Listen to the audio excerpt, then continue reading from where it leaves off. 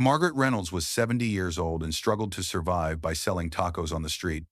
Her children had taken her house and all her money, forcing her to live on the streets. That day, the last taco she shared with a hungry man, became the beginning of the greatest miracle of her life. For anyone passing by that corner in San Antonio, she looked like just another elderly woman trying to make it through the day. A small taco cart, a faded apron, hands that trembled slightly in the cold morning air. But behind those tired eyes lived a story heavy enough to break a heart. Neighbors saw her every dawn, setting up before sunrise, whispering a quiet prayer as she lit the burner, hoping she would sell enough to eat that night. They didn't know that only 2 years earlier, Margaret had owned a modest home filled with laughter, family dinners, and framed photos of children she trusted with her life. They didn't know those same children had convinced her to sign papers she barely understood, drained her savings, and left her with nothing but a suitcase and silence. To some, she was invisible. To others, she was an inconvenience. But to heaven, she was being watched closely. That morning business was slow. A few workers stopped by, counting coins before ordering. Margaret kept smiling anyway. She always smiled. It wasn't for the customers. It was how she reminded herself she was still human. As noon approached, she realized she had only one taco left. Just one. Her dinner. Her strength for the night ahead.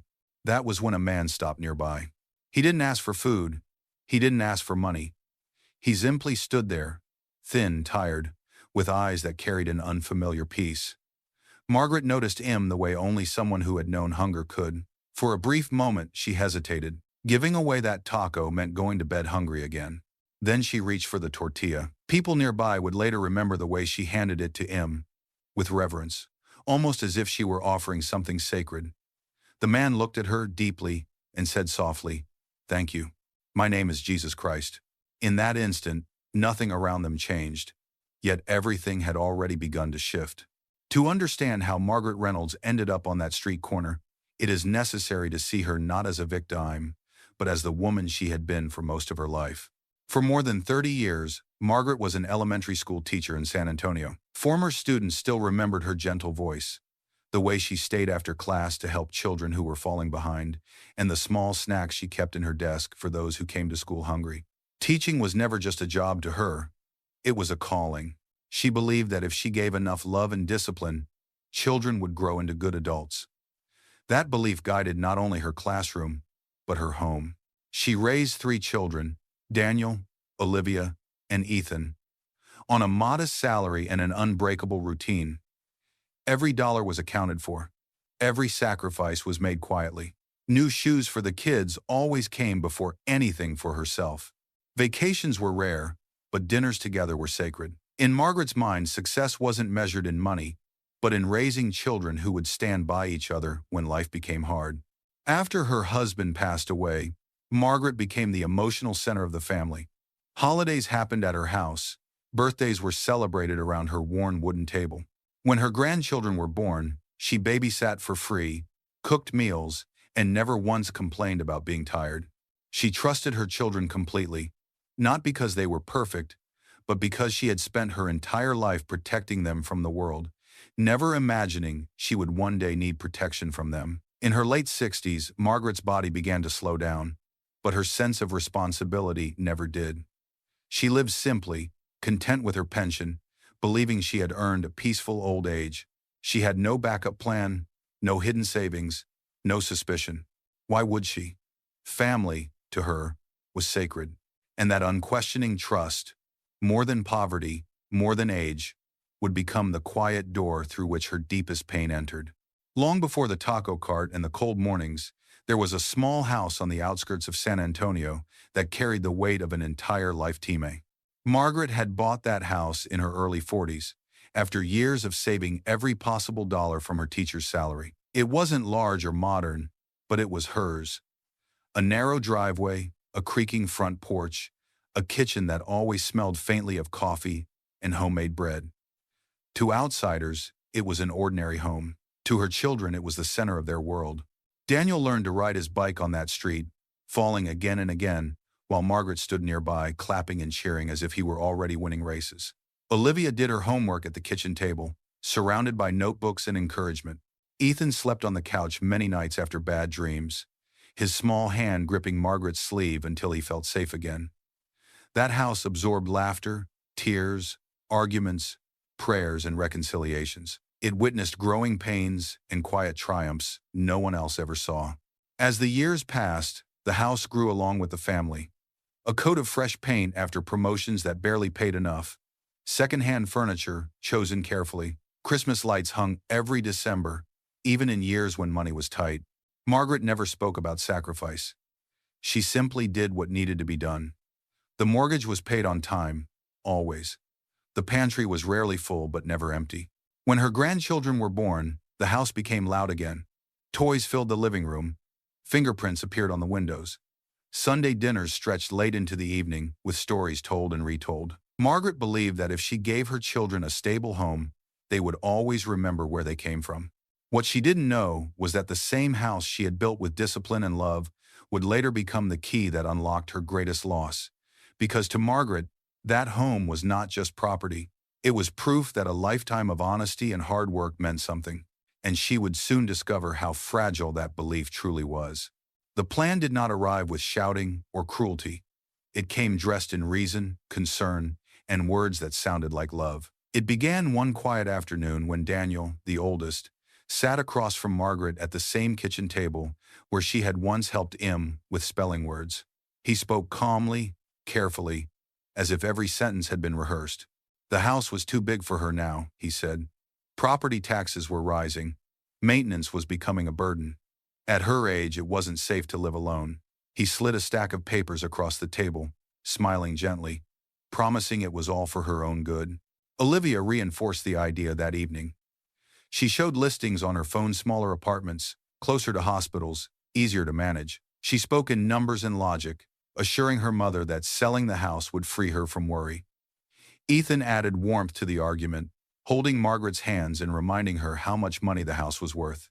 With that money, they said, she could travel, help the grandchildren, finally enjoy life after decades of work. To anyone listening, it sounded responsible, even caring, and Margaret wanted to believe it. These were the children she had raised with discipline and affection, the ones she trusted without question. If they said this was the right path, who was she to doubt them? The paperwork was signed quickly, too quickly. The sale moved faster than Margaret expected, but Daniel reassured her every step of the way. The money, he explained, would be placed in a shared account for safety, an account requiring all three children's signatures to prevent scams. Margaret nodded, relieved that they were looking out for her. She noticed the slight tremble in her hand as she signed her name again and again. But when Daniel squeezed her shoulder and said, "You'll see, Mom, this is the best thing for you," the doubt faded. She didn't realize she was handing over more than a house. She was handing over control, trust, and the last solid ground beneath her feet without ever imagining that the people she loved most were quietly preparing to take it all away. What followed was not a sudden collapse, but a slow, quiet erasing of Margaret's place in the world. The apartment her children had promised was never ready. There were always delays, plumbing issues, paperwork, renovations that somehow took months. In the May, Margaret moved between her children's homes, carrying a single suitcase and the unspoken understanding that she was only temporary. At Daniel's house, she slept in a small guest room and kept her belongings neatly packed, afraid to take up space. At Olivia's, she stayed just long enough to sense the tension beneath polite smiles. At Ethan's, visits were brief, always ending with gentle reminders that schedules were tight. No one was openly unkind. That was the hardest part. Every request for patience came wrapped in reassurance. Every concern she voiced was dismissed with calm explanations. And little by little, Margaret stopped asking questions. She noticed changes she didn't fully understand. Daniel arrived one afternoon in a new car. Olivia spoke excitedly about remodeling her kitchen. Ethan moved into a larger apartment. When Margaret asked carefully where the money had come from, they laughed it off. Savings, they said. Good timing. Promotions. She wanted to believe them. Doubt felt disloyal. The truth arrived, without warning. One morning, Margaret went to the bank alone. She wanted to withdraw a small amount to buy a birthday gift for one of her grandchildren. The teller typed her name, frowned, and typed again. After a long pause, she looked up and said quietly, that there was no account under Margaret Reynolds' name. No joint account, no funds, nothing. Margaret left the bank shaking. Calls to her children went unanswered. When Daniel finally responded, his voice was distant, irritated. There had been investments, he said. Complications. She needed to stop worrying. Days passed. Then weeks. The final blow came when Margaret overheard a phone conversation late one night. Daniel's voice, low and confident, explaining to someone that the money had already been divided, that their mother had no proof, that she wouldn't be able to do anything. That night, Margaret packed her suitcase without a word. No arguments, no confrontations, just a devastating clarity. By the time the sun rose, she was no longer a mother with a home, only an elderly woman with nowhere left to go. The fall did not come with sirens or headlines. It arrived quietly, wrapped in exhaustion and cold. After leaving Daniel's house, Margaret spent several nights moving from one borrowed couch to another, staying just long enough to avoid becoming a burden. Old friends helped when they could, but everyone had limits, and Margaret understood that too well. She had lived her whole life respecting other people's space. Eventually, there were no couches left to borrow. With the little money from her pension barely covering food, Margaret found a rundown garage behind an abandoned property where the owner agreed to let her stay in exchange for keeping the place clean. It was barely shelter. A leaking metal roof, cracked concrete floors. At night, the cold crept into her bones, settling deep into her joints. She slept on flattened cardboard, her coat folded beneath her head like a pillow. Each morning, she washed her face with cold water from a plastic bucket, avoiding her reflection in a broken mirror.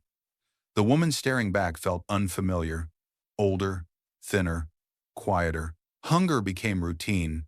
Pain became background noise. What hurt most, however, was not the physical discomfort. It was the silence. Margaret replayed memories of her children in the dark. Daniel, as a boy with scraped knees, Olivia bringing home drawings from school, Ethan laughing loudly at the dinner table. Those images clashed violently with the reality of where she now lay. The betrayal didn't shout, it echoed. There were moments when despair crept dangerously close. Moments when the thought of simply not waking up felt tempting. But something in Margaret refused to break. Perhaps it was habit, perhaps faith, perhaps the simple stubbornness of a woman who had survived decades of responsibility. She told herself one thing, over and over. She would not die of sadness. So she endured. She learned how to live with less warmth, less comfort, less certainty. She learned to count every dollar, every step, every breath. And in the deepest place of loss, without realizing it, Margaret was being stripped of everything except what could never be taken from her.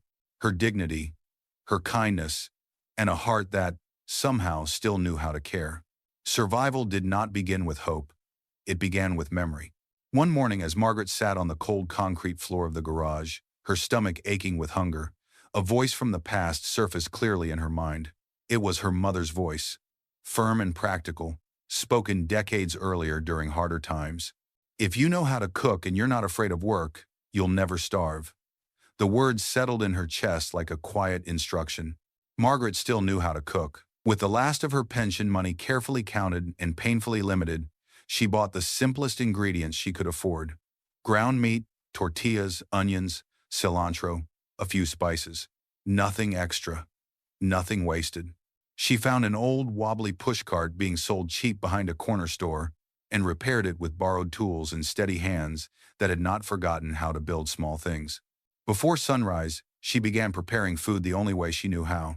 Slowly, attentively, with respect. The sizzle of meat on a borrowed burner filled the empty garage, and for the first time in months, the smell made the space feel almost alive. She folded her apron, packed her supplies, and pushed the cart through still dark streets, each step heavy but determined. She chose a corner near a bus stop where workers passed early in the morning, people who, like her, counted time in paychecks and coffee cups. At first, customers came cautiously. An elderly woman selling tacos was not what most expected. Some looked past her, some hesitated. Margaret didn't rush them. She simply waited. When the first order came, she prepared it as if it were meant for someone she loved. That was the only way she knew how to cook. A few coins exchanged hands, a nod, a quiet thank you. It wasn't much, but it was enough to remind her she could still earn her place in the world.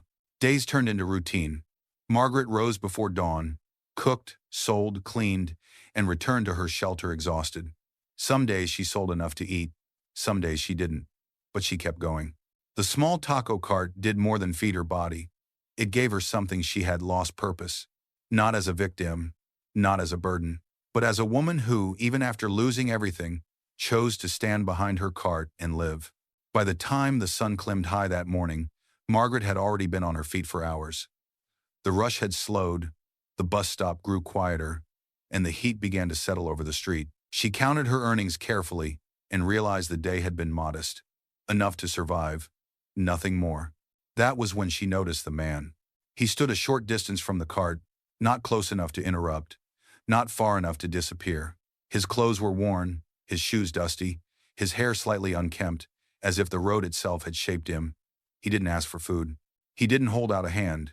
He simply watched, his expression calm, attentive, almost reverent.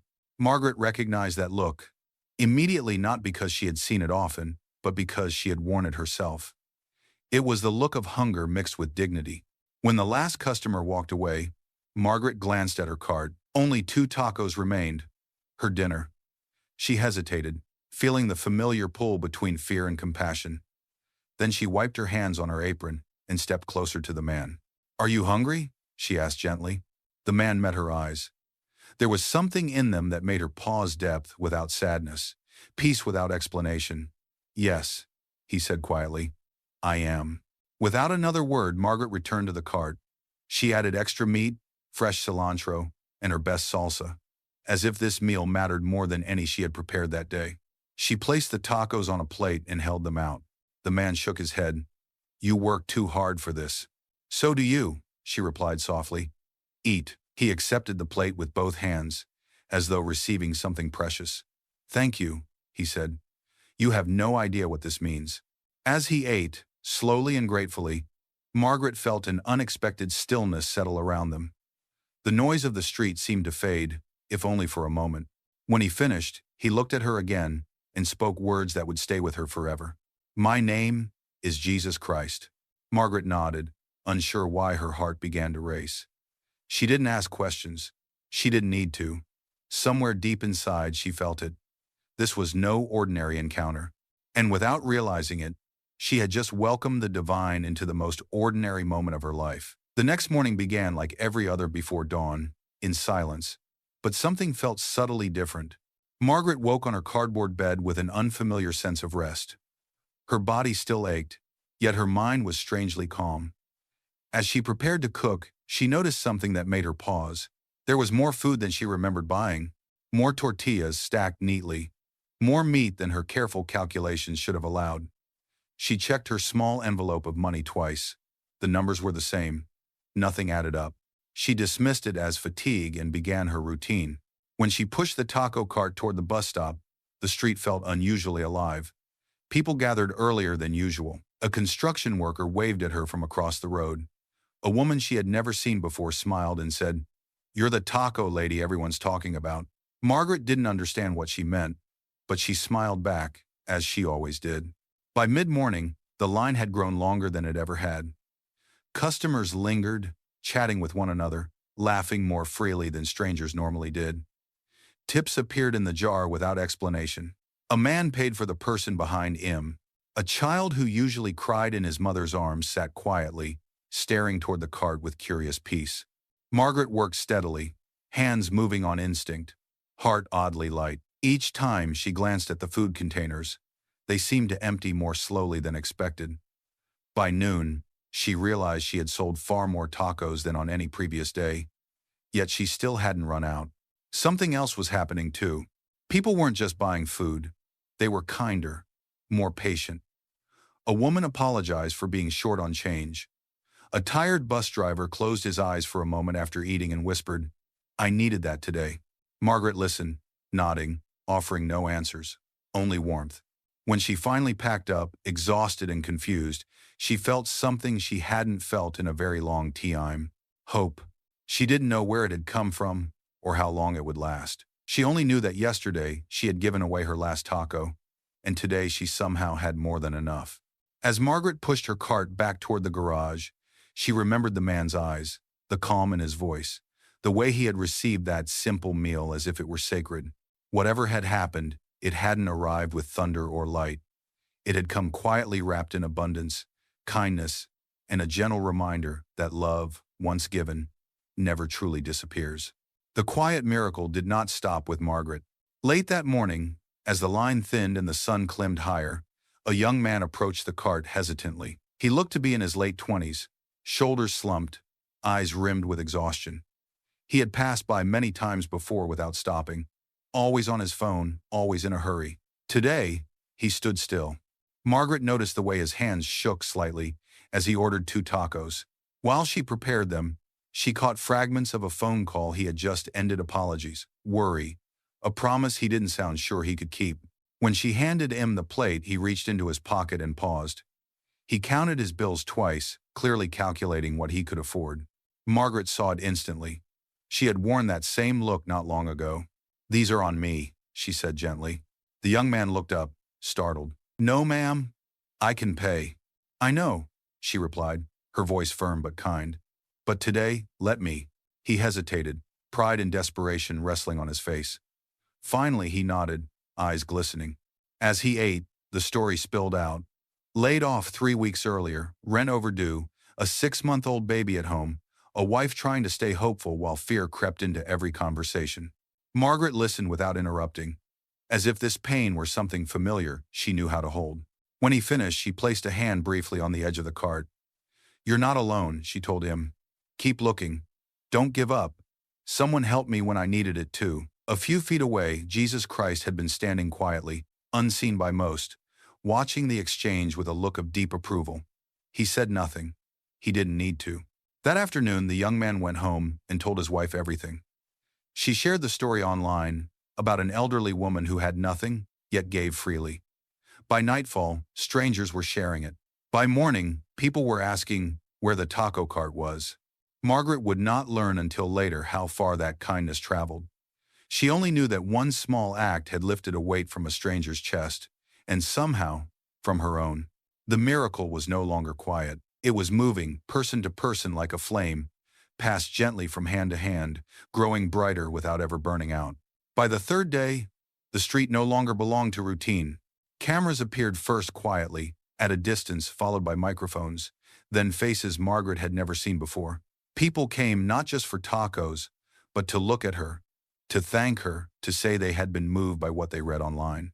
Margaret tried to focus on cooking, her hands steady despite the noise, her heart overwhelmed by attention she never sought. Then the crowd parted. A man stood there frozen, as if unsure whether to step forward.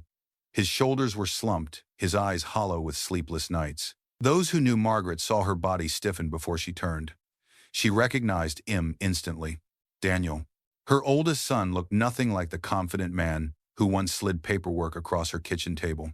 His suit was wrinkled, his face pale, his mouth trembling as he took a few unsteady steps toward the cart. Murmurs rippled through the crowd as people sensed something deeply personal unfolding. "Mom," he whispered. Margaret said nothing. Daniel's knees buckled. Right there on the sidewalk, before strangers, cameras, and noise, he dropped to the ground.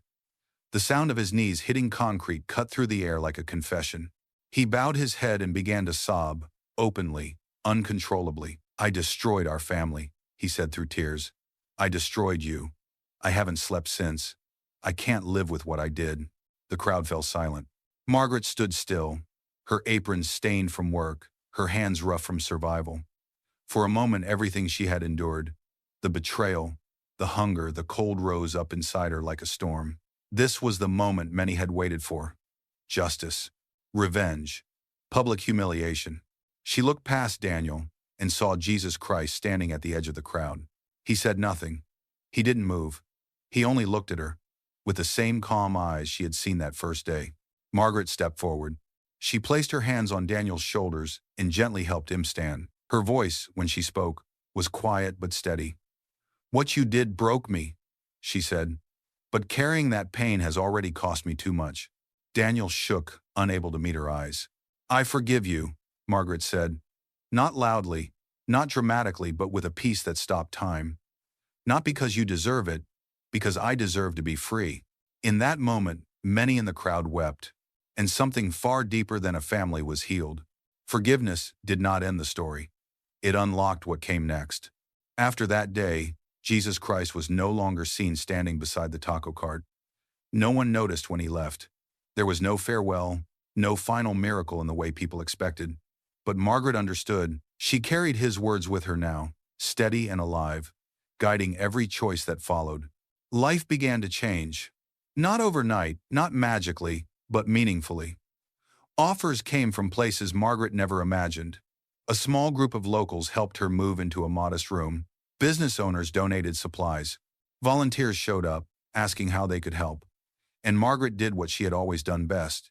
She fed people, not just with food, but with patience, dignity, and presence. Years passed. The taco cart became a small storefront. The storefront became a gathering place. And eventually, it grew into Maggie's house, a safe home for women and children with nowhere else to go. A place where broken stories were not judged, only welcomed. Downstairs, tacos were still made the same way, slowly, carefully, with love. Upstairs, lives were rebuilt. Daniel returned often, no longer as a man hiding in guilt, but as one learning to serve. Olivia and Ethan followed, each carrying their own repentance, their own long road back. The family was not restored perfectly, but it was restored honestly. On one quiet morning years later, Margaret stood in the kitchen before sunrise, preparing breakfast for a full house. Laughter echoed down the hallway. A young mother held her child without fear, and for a brief moment, Margaret felt that familiar presence again. Gentle, warm, unmistakable. Jesus Christ had not disappeared. He was there, in every act of mercy, in every hand extended, in every choice to love instead of harden. Margaret had learned the truth he came to remind her of. Miracles do not fall from the sky. They rise from the heart when someone chooses compassion over bitterness. And now, that same invitation is quietly extended to everyone listening. If this story touched your heart, if you believe that faith, forgiveness, and love can still change lives today, don't walk away from it. Stay with us. Like this video and subscribe to the channel Jesus Christ Encounters, where true stories of modern miracles continue, one heart at a time.